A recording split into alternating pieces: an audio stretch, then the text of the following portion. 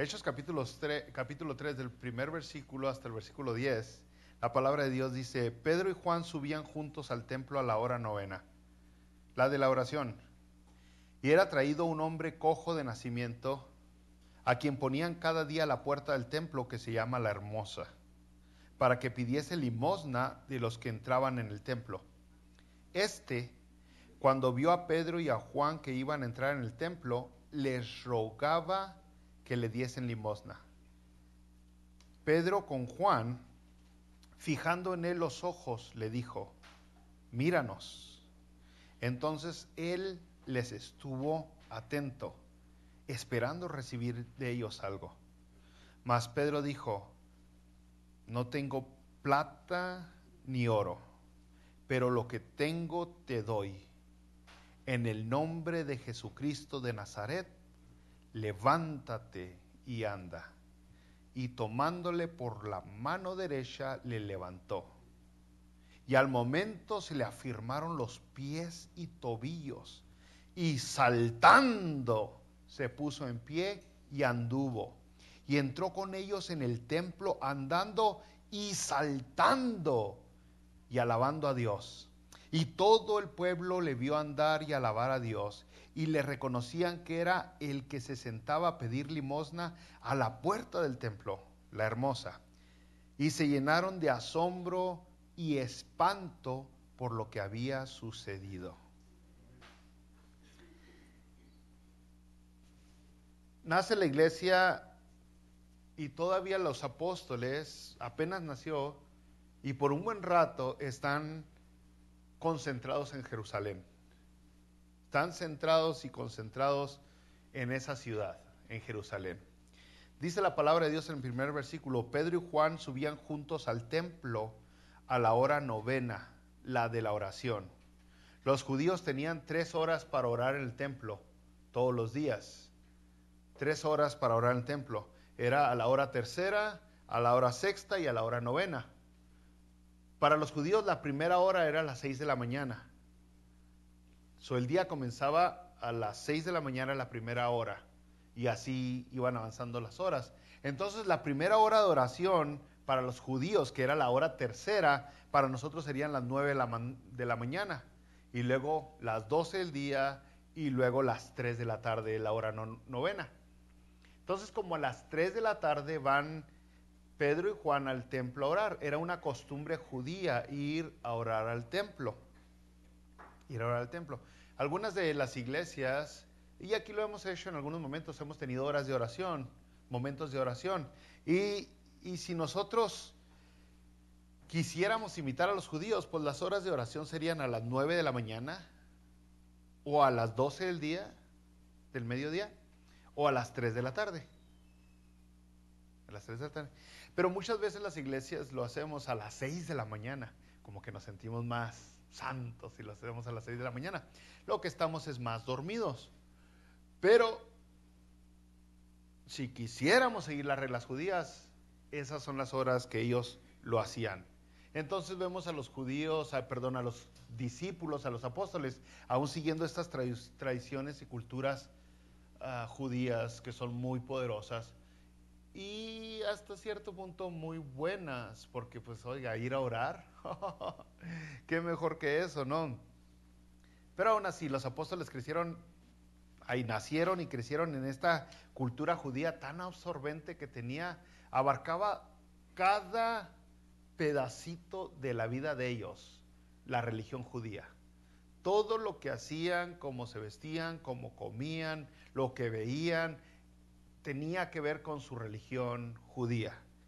Y entonces les va a darse cuenta usted que a los apóstoles de Jesucristo y a los discípulos les va a tomar tiempo darse cuenta que Jerusalén no es lo que ellos piensan en ese momento después de Jesucristo, y que las actividades religiosas no son. O sea que la salvación que hizo Jesucristo, el sacrificio que hizo Jesucristo, va mucho más allá. Y Jesucristo es mayor que el templo, Jesucristo es mayor que el sábado, y Jesucristo es mayor que cualquier otra cosa o observación que puedan tener uno como religioso. Jesucristo es el centro de atención de todo cristiano. Y nada reemplaza a Jesucristo. No hay un, ¿cómo le llaman a esta persona? No hay un sustituto de Jesucristo aquí en la tierra. No hay el representante, pero hay una palabrita especial que se usa. El vicario de Cristo. No hay vicario de Cristo más que la iglesia, si quisiera decir. La iglesia es el cuerpo de Cristo y está hablando de que nosotros somos su voz, nosotros somos los que damos los abrazos, los consejos, pero todos lo hacemos a través de la escritura que Jesucristo nos dejó. Entonces, pero en realidad usted no puede ver a nadie como a Jesucristo. Él es el único. Y dice el versículo 2 aquí en Hechos 3, y era traído un hombre cojo de nacimiento, a quien ponían cada día a la puerta del templo que se llama La Hermosa, para que pidiese limosna de los que entraban en el templo. Un cojo, alguien que no puede mover los pies, no paralítico al 100, pero cuando menos sus pies están dañados, tiene cierta incapacidad en las piernas. Y lo ponen en el templo para pedir limosna. Oiga, si quiere pedir dinero, de todos los lugares para pedir dinero, no hay nada mejor que ir a un lugar de religiosos que creen que se van a ganar la salvación y las bendiciones con obras. Si usted quiere pedir dinero, le conviene ir a un lugar donde la gente cree que si haciendo buenas obras se ganan la gracia de Dios. Y es lo que este hombre hizo. Va al templo, se ponía ahí en el templo, donde la religión judía tenía muy en alto hacer buenas obras, porque de esa manera demostraban que eran justos. Y yo creo que le iba bien. Si ahorita, oiga, los que piden dinero, usted ve y traen unas pajotas de dinero, muchos de ellos, más a estas personas a esta persona que estaba en ese lugar, ¿no? Entonces, está este hombre sentado, brothers, y dice, estaba en la puerta que se llama La Hermosa. La puerta hermosa. Esa puerta es una puerta de la que habla el historiador Josefo en sus escritos de antigüedades. Y en sus escritos describe Josefo esta puerta del templo y dice que la puerta superaba en artesanía y en valor a todas las demás puertas del templo. Esta puerta, que estaba hecha con bronce, cubierta, pero también estaba decorada con oro y plata de buena calidad, grueso. Sus medidas eran de 50 codos, que vienen siendo en pies 75 pies de alto, o en metros 22 metros de alto. Estaba altísimo, estaba grandota la puerta. Su peso era tanto que dice el historiador que se necesitaban 20 personas para cerrar o para abrir la puerta. Esa era la puerta, la hermosa del templo. Entonces, al ver qué tan hermosa y qué tan grandiosa estaba la puerta, pues le pusieron el apodo La Hermosa. Ahora, yo pienso que más con el léxico que usamos, posiblemente, al menos yo, le llamaría la puerta La Bonita, porque la puerta está muy bonita. Es más o menos lo que nosotros decimos, ¡ay, qué bonita puerta! Es lo que más salía, aunque también se aplica qué hermosa puerta. Pero la traducción yo creo que más lógica sería bonita, una puerta bonita. Y a esta puerta decorada de oro y de plata es a la que donde está sentado este hombre, y es donde vienen llegando los discípulos de Jesucristo, los apóstoles, y dice, el versículo 3, a este cuando vio a Pedro y a Juan que iban a entrar en el templo, les rogaba que le diesen limosna. Pedro con Juan, fijando en él los ojos, les dijo, míranos. Entonces, él les estuvo atento, esperando recibir de ellos algo. Mas Pedro dijo, no tengo plata ni oro. ¿Dónde estaba la plata y el oro? En la puerta.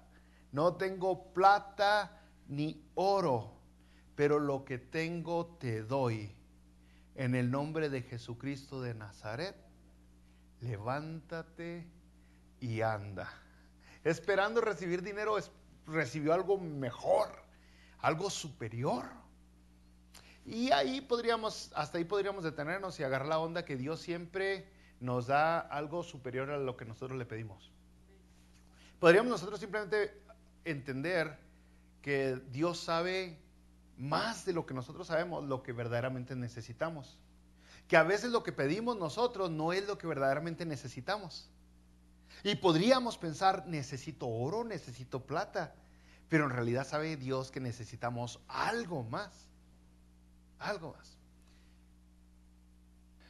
Y la verdad es que cuando nosotros le pedimos algo a Dios que no necesitamos, pero creemos que sí necesitamos, nos molestamos porque Dios no nos lo da. Entonces tendríamos que decir, ¿sabes qué? Tú sabes Dios más que yo. La palabra de Dios dice que tú tienes buenos deseos para conmigo, que tú tienes buenas intenciones para conmigo y que tú tienes un plan para mi vida. Así que descanso mis preocupaciones en ti y ahí dejo que tú te encargues de mi vida, que tú te hagas cargo de todo.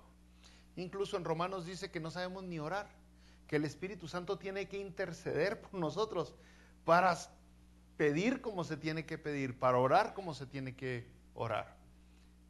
Entonces sería buena lección, pero luego dice el versículo 9, y todo el pueblo le vio andar y alabar a Dios, y le reconocían que era el que se sentaba a pedir limosna a la puerta del templo, la hermosa. Se llenaron de asombro y espanto por lo que había sucedido. Lo que vemos como resultado de la sanidad es algo mayor al mismo cojo. El milagro que sucedió vino a traer algo más grande que la persona a quien se le hizo el milagro. Al final, ya en el capítulo 4, vemos que 5,000 personas vinieron a los pies de Jesucristo gracias a este milagro. 5,000 personas vinieron a los pies de Jesucristo. Pero en realidad lo que estamos viendo aquí, brothers, es que la gente quedó impactada y vienen a los apóstoles y los reconocen como verdaderos apóstoles. Porque ese fue el propósito del milagro. Y eso es el propósito de los milagros en el libro de Hechos. Reconocer que los hombres eran verdaderamente enviados de Dios. Y al reconocer que estos hombres eran mensajeros de Dios, entonces los escuchaban. Y al escucharlos y reconocían la autoridad que traían estos apóstoles, entonces podrían abrir su corazón a Jesucristo, recibir el mensaje que venía de Jesucristo. Pero el propósito del milagro no era para que este hombre tuviera una vida feliz y contenta y egoísta. Este hombre que estuvo cojo, el propósito fue mayor, fue más grande. Y lo puede ver en toda la Biblia en realidad. El propósito de Dios en un milagro es mucho más que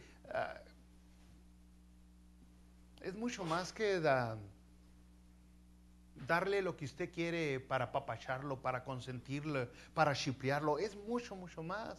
Aún en el Antiguo Testamento usted ve, por ejemplo, la mamá de Samuel cuando oraba por el milagro de quedar embarazada.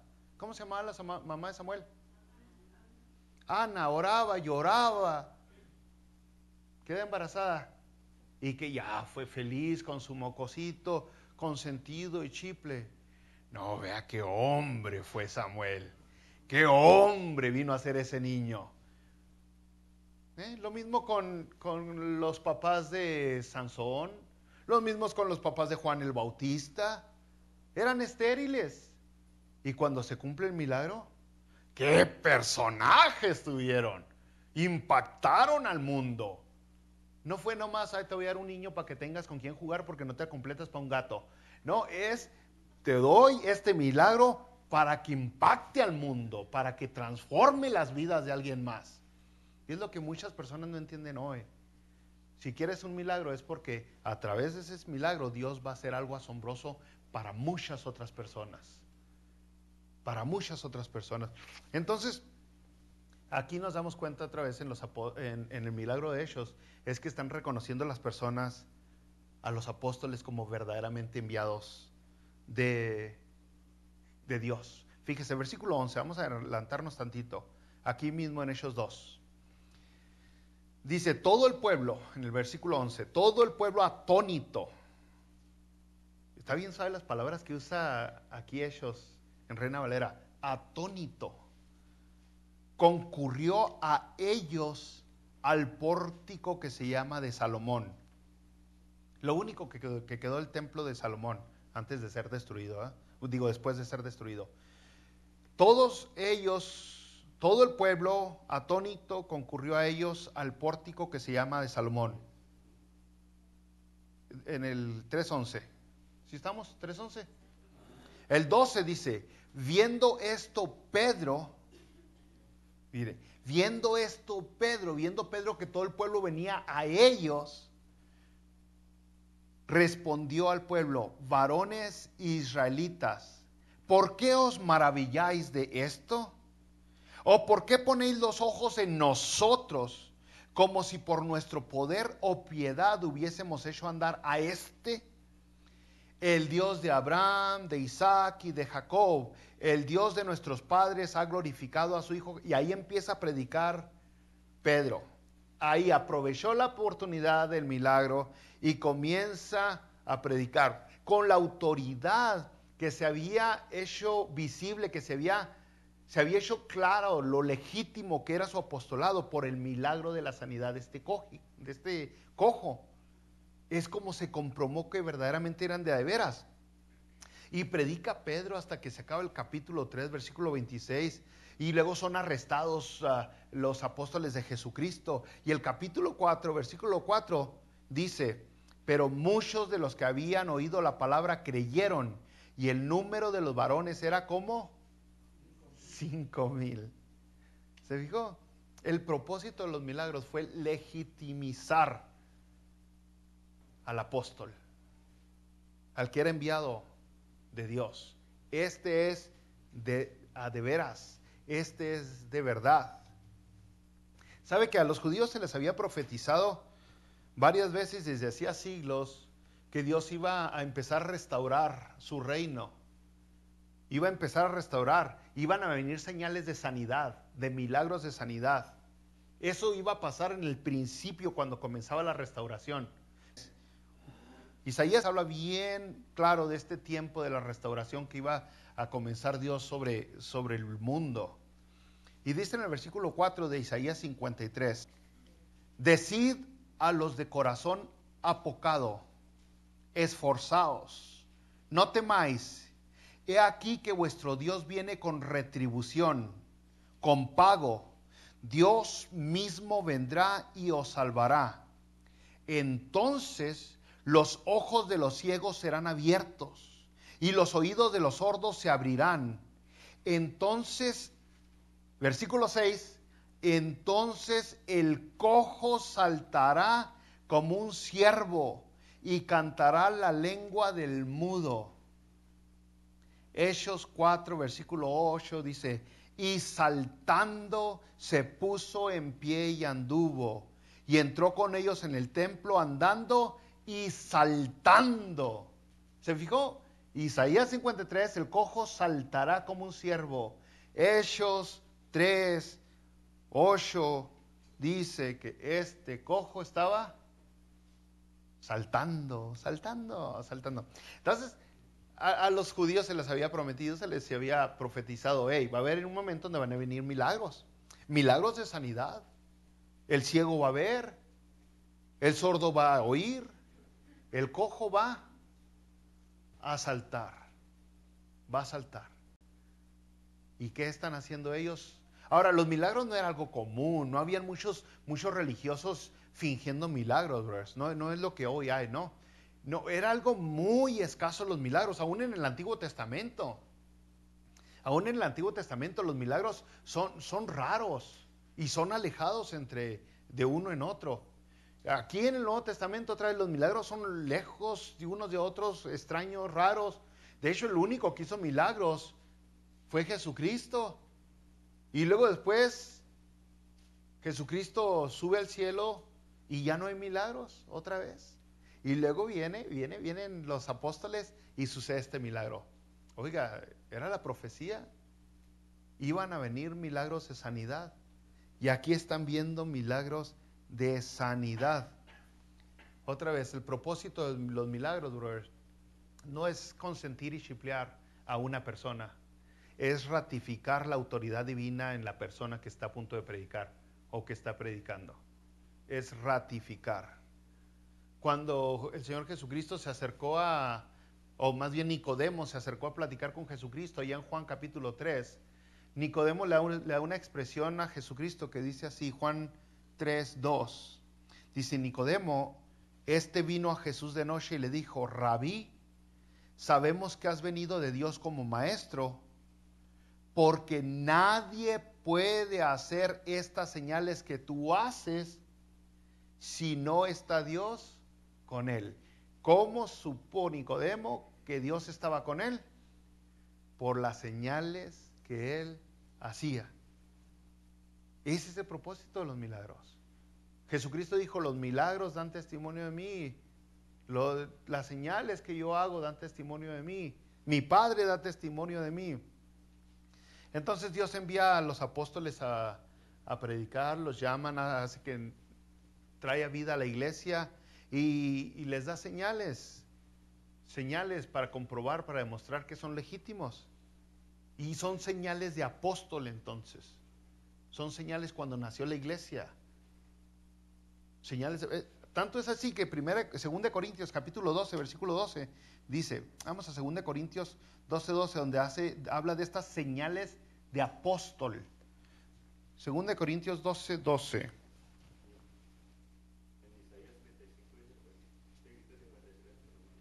Es 35. Perdón, se equivocó el libro. Es Isaías 35. ¿Sí ya lo oyeron? Muchas gracias. Es Isaías 53, dije. Y sí dice aquí 35, pero no sé por qué se leyó 53. Son los lentes. Es la dislexia, exactamente. Bueno, es 35, gracias. Gracias por encontrarlo y por corregir. Isaías 35 es donde dice que el cojo saltará. Ahora vamos a 2 Corintios capítulo 12, versículo 12, y dice, con todo, las señales de apóstol, ¿señales de qué? De apóstol han sido hechas entre vosotros con toda paciencia, por señales, prodigios y milagros. Señales de apóstol, prodigios, paciencia, milagros. Así identifica el Nuevo Testamento estos milagros que se hacen, señales de apóstol. Hebreos 2:3, vamos a Hebreos 2:3. Y Hebreos 2:3 muchos cristianos lo conocen, pero luego no leen el contexto o el resto. Y dice Hebreos capítulo 2, versículo 3, ¿cómo escaparemos nosotros si descuidamos una salvación tan grande? La cual, habiendo sido anunciada primeramente por el Señor, nos fue confirmada por los que oyeron, testificando Dios juntamente con ellos con señales y prodigios y diversos milagros y repartimiento del Espíritu según su voluntad. Se fija nuevamente, dice, Dios confirmó lo que Jesucristo predicó, lo predicaron ellos, testificó Dios con ellos con señales, prodigios y diversos milagros. Es el nacimiento de la iglesia. Los apóstoles fueron confirmados. Dios estaba testificando a través de ellos con señales, prodigios y muchos milagros. Entonces es importante entender cuando estamos leyendo Hechos, qué está sucediendo, en qué tiempo, qué significan los milagros. Todos los milagros son señales y apuntan a algo. Hacia aquí están apuntando, qué están declarando, qué están diciendo. Cuando la iglesia nace, Dios testifica y confirma a los apóstoles con esto. Están diciendo, estos sí son mis enviados. Escúchalos. Ponles atención. Y usted lee la palabra de Dios, el Nuevo Testamento, y ningún milagro se hizo sin que estuvieran presentes los apóstoles. Aparte de los apóstoles, hubieron 2 personas que hicieron milagros, que eran, ahora sí, uña y mugre con los apóstoles. Y ahí estaban presentes los apóstoles cuando estas otras dos personas hicieron milagro. Fuera de ahí no hubieron personas que hicieron apóstoles. Entonces, personas que hicieron milagros. Entonces, pero vemos en Hechos y vamos a seguir viendo que hay una explosión de milagros bien asombrosa, que yo sé que a nosotros nos encantaría tenerla hoy. De tal modo que hay muchas religiones y denominaciones que fingen milagros de diferentes maneras. Y milagros a veces un poco medio ilógicos. Ay, que la imagen de Jesús en el pan tostado. Y la gente sigue eso porque, o sea, la gente está tan atraída a ese tipo de cosas místicas y sobrenaturales que cae por eso. Hoy la imagen de nuestro Salvador en el tronco del árbol. Y la gente va y le prende velitas y hacen un altar de esas cosas. Y entonces la gente, hoy mi abuelita que murió vino y me sanó de la artritis y luego ya la quieren canonizar. Y es mucho lo que el ser humano está atraído a los milagros. Que es fácil para los religiosos usar eso de los milagros para engancharlos, para demostrarles que si hay poder en esta religión, hay poder en esta denominación, con los milagros te atrapo y te engancho. Cuando yo tenía unos 13, 14 años, ya no me acuerdo muy bien hace tiempo de eso, se la voy a perdonar, pero cuando yo tenía 13, 14 años, fui a un retiro juvenil allá en Chihuahua con una iglesia que estaba en la colonia La Campesina. En la colonia La Campesina de Chihuahua, y hicieron un retiro espiritual, pero bien sabrosote, hermanos. Fueron más de 100 jóvenes, fuimos más de 100 jóvenes, y se puso el ambiente bien suave, mucha alabanza y cantar a Dios, y luego ahí vi a muchos que se cayeron para atrás, y luego al ratito jugamos fútbol y eran bien mal hablados, y cositas que decían uno, oye, pues si te acabas de caer para atrás, y medio raronas, ¿no? Y luego ya regresamos de allá y pasamos, me acuerdo que pasamos por la ciudad de Cuauhtémoc, no sé si la hagan, es como un pueblito, un ranchito allá en Chihuahua. Pasamos por Cuauhtémoc, era un camión como escolar donde estaba atacado de jóvenes que veníamos todos así como sardinas, como cruzaron muchos de ustedes la frontera, así veníamos todos. Y el caso es de que, y veníamos cantando, era un ambiente bien chido, ¿no? De jóvenes. Bien suave el ambiente. En Cuauhtémoc nos paramos porque unas personas querían que le sacáramos el demonio y fuimos a sacarle el demonio a unos ahí en Cuauhtémoc. En serio, en serio, para que se cuiden cuando vayan a Cuauhtémoc. Pero resulta que luego ya estuvo el ambiente bien chido. Joven, estuvo bien suave. Mucha alabanza, la verdad, me encantó. Me gocé mucho en el Señor. Mucha Biblia también. Había algo de Biblia, pero no mucha. Pero alabanza sí había mucha. El caso es de que ya cuando llegué, empezaron a platicar todos de lo bueno que estuvo. Y empezaron a decir que veníamos cantando en el camión y venían llamas saliendo del autobús. Venía fuego en el autobús, del Espíritu, la presencia del Espíritu Santo en el autobús. Y todos empezaron a confirmar que era cierto. Y yo, pues, ¿cuándo? Si ni me quedé dormido. Yo no dormí, yo vine todo bien activo. Entonces a la gente le atrae ese tipo de cosas, y uno se inventa algo y los demás dicen, sí es cierto, estuvo así de bueno, que llamas salieron de la... Y todavía ahorita dicen que yo estuve ahí, brother, no habían llamas. El camión era viejo, pero no se quemó.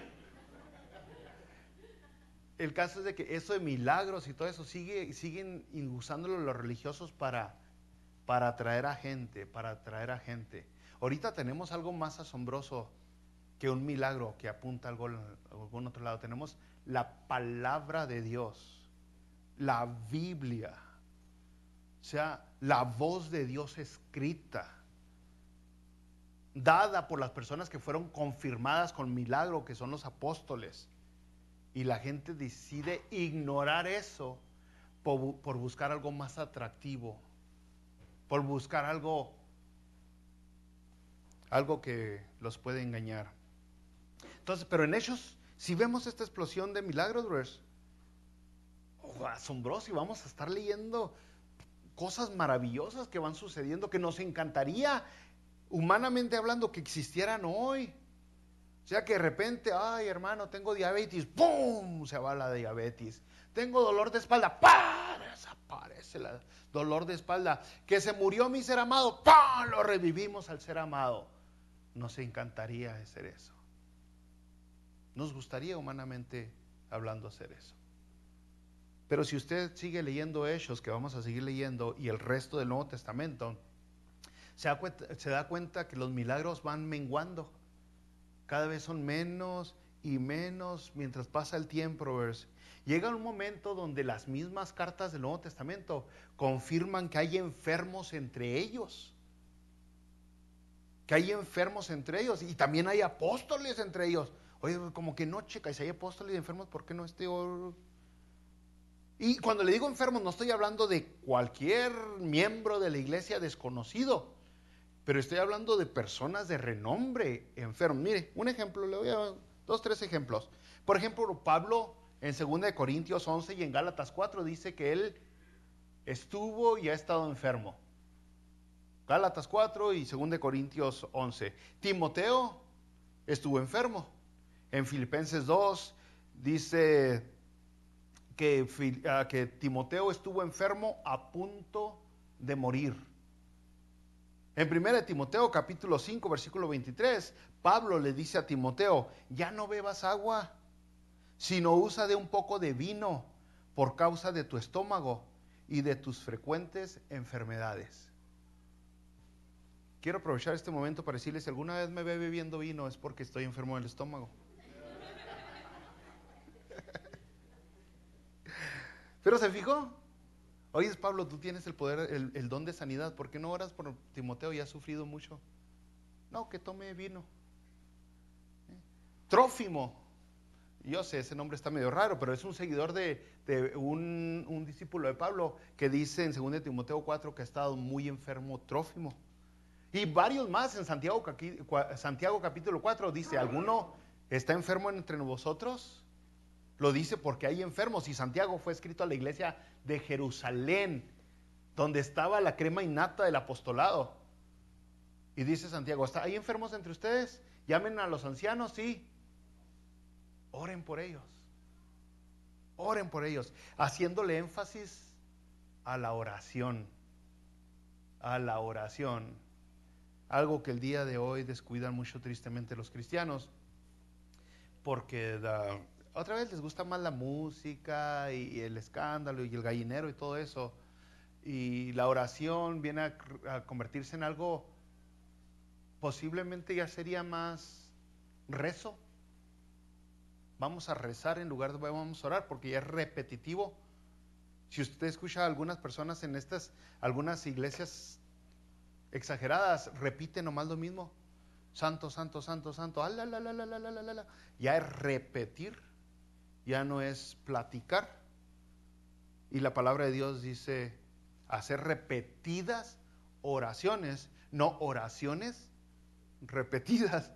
O sea, el orden del factor altera el producto. ¿Sí me entiende? Hacer repetidas oraciones, no oraciones repetidas.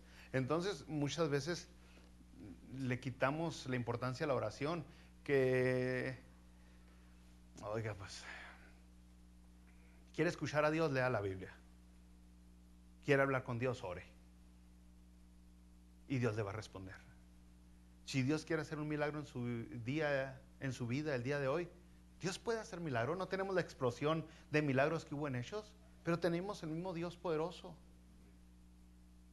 Y Dios puede contestar en su vida si es su voluntad, no la suya. Porque, oiga, por mí, Dios, dame un milagrito de $1 milloncito, ¿no? $1 millón. Si nosotros se trata, no, queremos muchos milagros, pero si es la voluntad de Dios, puede hacer el milagro en su vida, pero lo que siempre está en medio es la oración. Cuando aquel profeta necesitaba detener la lluvia, tuvo que orar. Cuando necesitaba que viniera la lluvia, tuvo que orar. Cuando el pueblo de Dios tenía que ganar la batalla, Moisés tuvo que orar. La oración es la mano que se extiende y alcanza el milagro que Dios tiene para su vida el día de hoy. Pero muchas veces ignoramos esa parte. y hacemos una oración por 5 minutos y ya esperamos el resultado de Dios. Cuando así, entre muchas cosas, la oración, una de las cosas que hace es demostrar la confianza que usted tiene en Él, la fe que usted tiene en Él. Y si usted ora 5 minutos y ya espera y dice, no, no me dio nada, está demostrando que no tuvo fe. Por eso en la palabra de Dios, cuando habla de oración, dice orar sin cesar. Orar sin pararse, sin detener. Porque la constancia de la oración demuestra la fe que usted tiene en Él. Le está diciendo, Dios, yo no tengo otra salida. Tú eres mi única respuesta. Y estás tardando en responderme, pero yo sigo pidiéndote porque tú eres la única salida que tengo. A diferencia cuando usted posiblemente tiene problemas en el hogar. Dios, ayúdame con este viejo. Y luego al siguiente día no me contestó Dios, voy y firmo la carta de divorcio y ya me ayudó Dios. No, usted tiene que orar y pedirle a Dios y pedirle a Dios. Y eventualmente se va a dar cuenta que la voluntad de Dios se hizo. Tal vez de la manera que usted quería, tal vez no. Pero no hay una oración que Dios deja sin responder. Al menos, déjeme aclaro para estar teológicamente correcto, al menos que usted tenga pecado sin confesar. Porque el pecado, dice la palabra de Dios bien claro, evita que nuestras oraciones lleguen hasta la presencia de Dios. Por eso toda oración comienza pidiendo perdón. ¿Cómo dice el Padre Nuestro?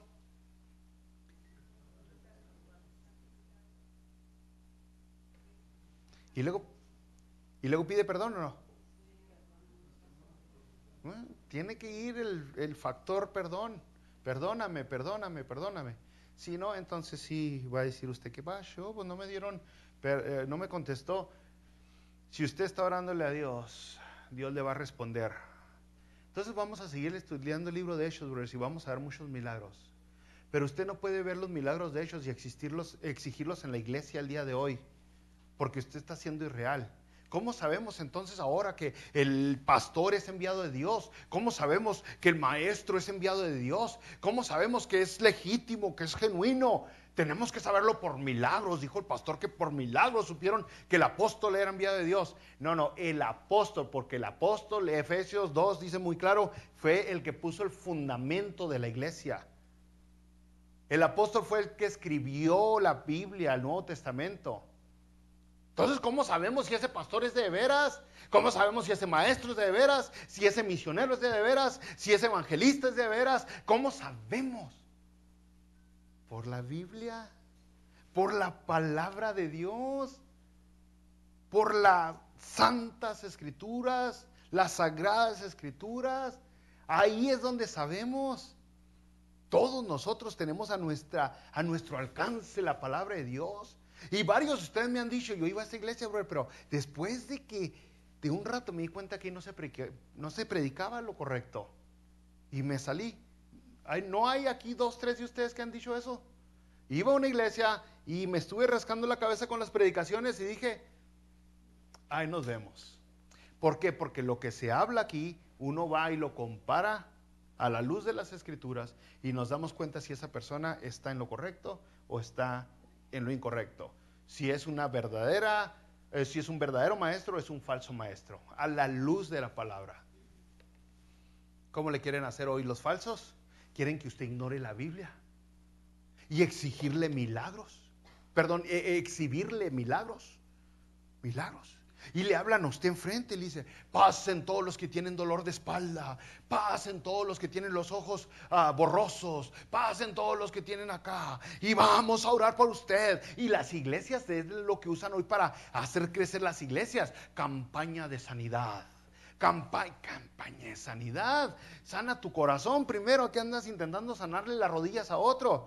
Y luego viene la gente y está, ay. Y por cierto, esto no nomás ocurre dentro del cristianismo, ocurre en muchas religiones del mundo. Pero es tan buen negocio que a usted le dicen, compre la tierrita de Jerusalén, compre el pañito sagrado y compre esto. Y tiene que usted demostrar su fe. Y no le dicen que orando. ¿Cómo va a demostrar que usted tiene fe en Dios? Así se lo digo, para los que somos de aquí y los que son de México. ¿Cómo va a demostrar su fe? Dando billete. Y luego usted da dinero. Y luego se pasa el tiempo y oiga, no me sané, sigo teniendo el mismo problema de salud. Y son tan truchas que le voltean la tortilla y le van a decir, es que le faltó fe. Le faltó fe, por eso no se sanó. Imagínese Pedro diciéndole al cojo, ¿qué pasó? ¿Por qué nomás mueves un pie? Pues no sé, Pedro, no lo hiciste bien. Te faltó fe. No tenía nada que ver. Pedro no le preguntó nada, nomás le dijo, levántate, órale, vente, y le jaló la mano porque el otro le faltaba fe. ¿Se fijó? Le agarró la mano derecha y lo levantó porque le faltaba fe, no creía. Y fueron fortalecidos sus pies y sus tobillos. Y la restauración fue completa.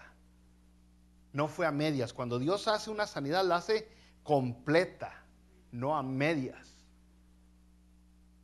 Jesucristo hizo muchas sanidades y todas fueron completas. Vamos a ver muchas sanidades y fueron completas. Imagínense Lázaro, ¿no? ¿Se acuerda de Lázaro que murió? Medio lo revivió Jesús. A veces hay 2, 3 que están medio muertos porque... Pero imagínense Lázaro. Así, entonces, no, hombre, no, medio zombie. Lázaro tuvo que haber sido resucitado completamente. Su tejido, su piel reconstruida, recreado sus órganos, sus pulmones, su riñón, una no regeneración, pero creación. Ese milagro hizo Dios. Lo mismo, aquí lo hizo el mismo milagro Dios con el cojo. Fue no restaurado sus pies, posiblemente reconstruidos de una manera maravillosa, pero jamás a medias. Jamás a medias. Y ahorita vemos a personas que, me sanaron de la espalda, fue una campaña de sanidad. Y luego al mes, otra vez, no, es que necesito volver a ir a la campaña de sanidad. No, Dios no hace nada a medias. Lo que hace Dios lo hace bien y lo hace completo, lo hace al 100. Y le van a pedir entonces los religiosos de hoy que usted demuestre que tiene más fe. ¿Cómo? Con más billete, con más lana. Y son tan buenas. Yo cuando estaba chavalón, otra vez más joven, fui a un entrenamiento de ventas y quién sé qué rollo, y me di cuenta que era un entrenamiento y fíjese, y me faltó aprender, para sacarle dinero a la gente. Eso era, y primero nos lo sacaban a nosotros. Porque como yo siempre he sido bien tacaño, no me pudieron sacar nada.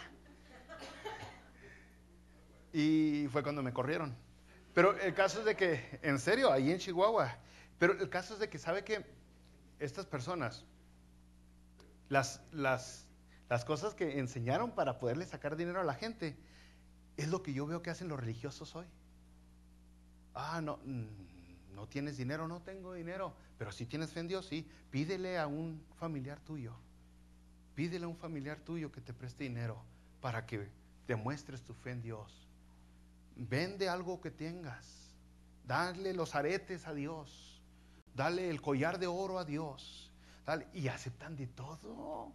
De todo se vale el día de hoy. Y la gente buscando un milagro son estafadas, sin darse cuenta que ya tienen un milagro asombroso, que es la palabra de Dios, que tomó siglos en completarse y que fue escrita a manos de diferentes personas y todas ellas dirigidas por el mismo Espíritu Santo, donde Dios nos está hablando a nosotros. Y lo primero que vemos en Génesis capítulo 1, lo primero que vemos de una manera imaginativa, pero de una manera real también, es la palabra de Dios.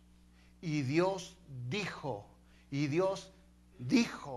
la palabra de Dios, formando todo lo que existe. Y el poder de la palabra de Dios lo tenemos ahora aquí escrito. Y es lo que nos confirma si el hombre que está hablando o si la mujer que está hablando vienen de Dios o no. Entonces lo que ustedes tienen que hacer, lo que yo tengo que hacer, cada vez que alguien habla, compruébelo con la Biblia. No con la cultura ni con la tradición, porque nos engañan la cultura y la tradición. La tradición cristiana tiene cositas bien raronas. O sea, nuestra cultura cristiana, evangelística cristiana, tiene cosas raras. Por mucho tiempo era pecado traer pantalón a las mujeres. Ya no. ¿Es raro eso o no es raro? La palabra de Dios no cambia. La palabra de Dios no cambia. Por muchos años tenían que traer garra en la cabeza. Ya no. Hay algunos todavía que sí. Y vea cada cosa, reglas que tienen. No, tenga cuidado usted con asumir que la cultura o la tradición evangelística, cristiana o protestante es la autoridad. La autoridad es la palabra de Dios, la Biblia, y que no lo dejen andar, que no lo engañen, que no le digan, que no le cuenten, no se deje emocionar con fantasías, con milagritos aquí allá, y lo voy a tumbar y lo voy a levantar y lo vuelvo a tumbar, porque usted va a andar buscando esas cosas emocionalistas y va a perderse lo bueno que tiene, que es la palabra de Dios. Y gracias a Dios por ser tan asombroso. Gracias a Dios por hablarnos a través de su palabra y de los milagros que están escritos. Pero también gracias a Dios por los milagros que ha hecho en cada uno de ustedes. Porque estoy seguro que en varios de ustedes Dios se ha mostrado con milagros que lo han traído hasta aquí el día de hoy. Y no son milagros para que usted diga, yo, mira qué perrón soy. No, son milagros que usted lo dejan ver a Él, su grandeza, se quedan asombrados con Dios. Y entonces le dan la honra y la gloria. Y lo más importante, le dan su vida. Le dan su vida a Dios. Fíjese, dice que el cojo entró brincando y alabando a Dios. Alabando a Dios, reconociendo quién es Dios. Eso es lo que un milagro tendría que hacer en nuestras vidas. Si usted le ha hecho a Dios milagros, ya sea de una manera supernatural o natural, alabe a Dios. Voltea a ver su vida, recuerde cómo era antes y cómo está ahora. Ya sea que Dios haya actuado naturalmente en su vida, dele gloria, dele alabanza a Dios, porque ese Dios sabroso es el que tenemos, ese Dios milagroso es el que tenemos. Y luego váyase a la casa ahora y lee la Biblia. No se le olvide hacer estas dos, porque si no se está perdiendo de lo más poderoso que tiene, la Biblia y la oración.